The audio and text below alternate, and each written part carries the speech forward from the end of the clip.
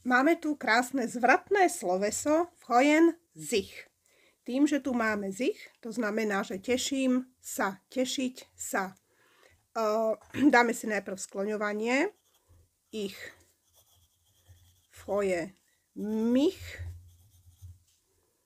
Du freust dich. Er, sie, es freut sich. Wir freuen uns. Ihr freut euch. Sie freuen sich. Tak. A teraz prídeme k tomu, k tým predložkám, kedy použijeme ich freue mich auf, über oder für. Takže ich freue mich auf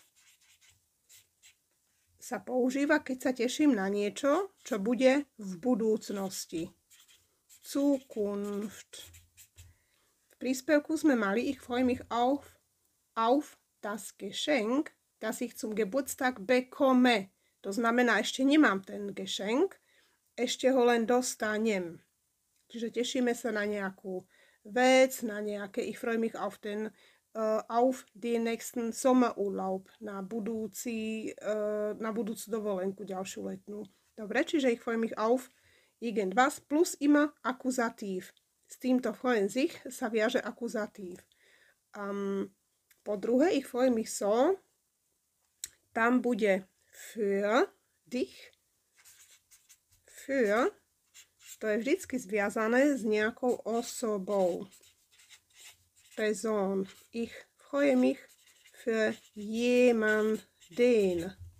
Zum Beispiel, mein Bruder hat eine super Arbeit bekommen, also ich freue mich so für ihn, für meinen Bruder.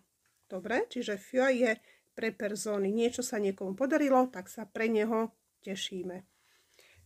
Oder meine Mama ist wieder gesund, ich freue mich total für sie. Dobre, čiže keď je to zviazané s osobou, tešíme sa pre tie osoby, kvôli tým osobám. Potom máme über. Ich freue mich über. Toto používame v prítomnosti. Prítomnosť sa povie Gegenwart. Takže tretia veta, ich freue mich über das schöne Wetter heute. Znamená, že sa teším z toho počasia, ktoré dnes práve je. Ich freue mich total über dieses Video. Ich freue mich über meinen Bleistift. Čiže vždycky zase pokračujeme s akuzatívom. Takže v podstate sa tešíme na akuzatív, pre akuzatív, o akuzatív. Hej, vždycky si zapamätáme freuen sich plus akuzatív. Auf Zukunft. Ich freue mich auf eine Zukunft. Ich freue mich für euch, für Personen, für jemanden. Und ich freue mich über heute, über was jetzt passiert.